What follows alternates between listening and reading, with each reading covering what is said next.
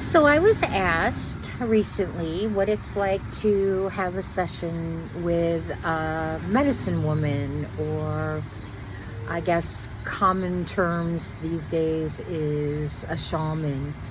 How spirit has trained me my lifetime is that or my job is to render service to each soul that crosses my path. I'm not sure always what that looks like. Basically, I schedule it off as time that we block off to work together. And that time could be, an hour. It could be an hour and a half. Average is 2. Sometimes people will mark me off or block me off for half a day or a full day. I have clients that fly into town. I pick them up or they get a ride to me. I work with them all day. They might stay overnight, and I could work with them the next day too.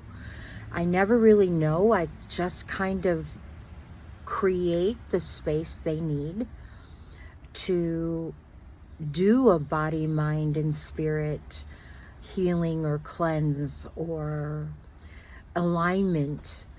Bodies talk, and for a medicine person or a master energy channel, I just listen and the body tells me what it needs. I've had people come and spend the whole time with me crying and telling me things they've never told anybody before. And again, we just tailor the space and offer the healing support as a pastor. As a person who understands the healing power of crystals and stones and oils and the plants and the herbs, and knowing how to put all of that together is kind of, I learn every day. I'm never done learning. I'm always as shocked and awe as some of my clients are. And I often hear afterwards, what the heck did you do? Like, my body was shaking. I didn't even know. I lost all track of time. And I just want to say thank you, but did you remove a demon or something bad from me? And how did you do it? And basically my answer is always the same. You came, spirit knew what you needed. I rendered, and they used me as a vessel to bring you that healing. And it was my honor and my privilege to be used in that way. I assure you there was nothing evil in you, but there was a lot of misalignment and secrets and damage, and they knew, and we just provided you the space to recover in a safe way. Sometimes there's readings, sometimes there's past life regression, sometimes there's hypnosis, sometimes there's just smoke and oils and stones and healing grids and energy that's placed. It's all done with love. It's all done with heart. It's all done with the angels.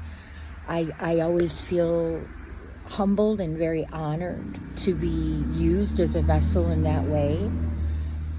When I died and came back to life, I became more of a channel than I'd ever been. Born and raised this way is different than the lessons that I've had and the experiences that I've had that have cracked me open and that I've recovered from.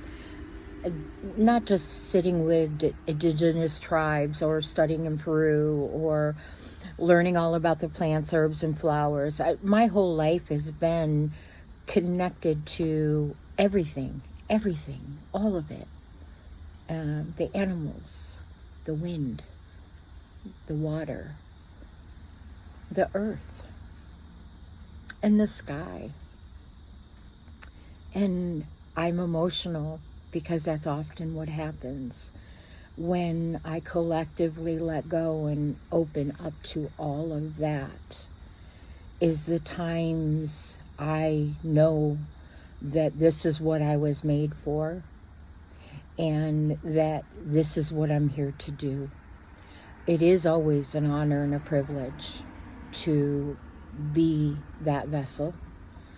It is always my pleasure to be trusted and by clients from all over the world who I just love to work with. And if it's not in person, it can certainly be done by Zoom. It can certainly be done long distance. It's just different. For the clients who've known me the longest, they say the hugs are worth the trip. The feeling of being safe and being home.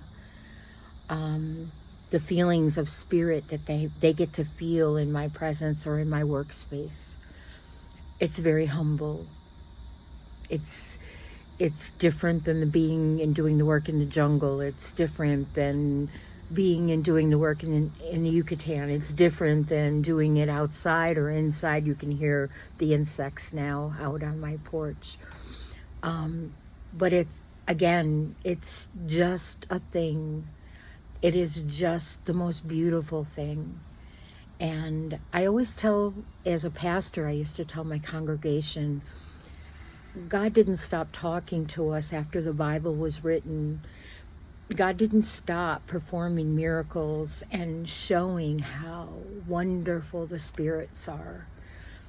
After all of those events, I think that people started to not listen or learned that in some way they were not worthy of it and whatever reason blocked it. But it's certainly something that I get to see all the time. In 62 years, I've seen it so many times where people say it was a miracle, it was something, I don't know what it was. And I just start to smile, and there's a spiritualist song we used to sing all the time every Sunday in church. Isn't it wonderful what a spirit can do?